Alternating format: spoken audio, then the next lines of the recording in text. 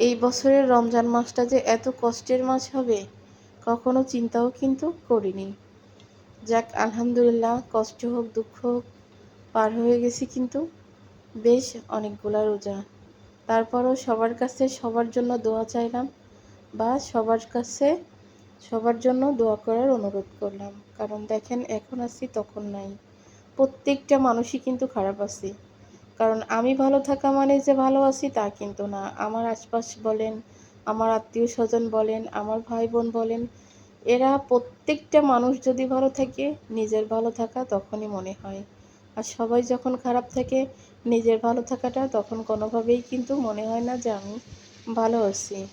আল্লাহর রহমতে আপনাদের সবার দোয়ায় উপর আল্লাহর ইচ্ছাই মনের দিক থেকে বলেন, সাংসারিক দিক থেকে বলেন, আল্লাহ এত শান্তিতে রাখছে, এত মানে সুখী রাখছে। পৃথিবীতে সবথেকে সুখী ব্যক্তি বলে যদি কেউ কাউরে দাবি করে সেটা আমি নিজেকে দাবি করি যে পৃথিবীর সবথেকে সুখী ব্যক্তি মনে হয় আমি। তারপরও ওই যে একটুখানি কোথাও না কোথাও অসুখী থেকেই যাই, সেটা হচ্ছে ভাই বোনগুলা নিয়ে।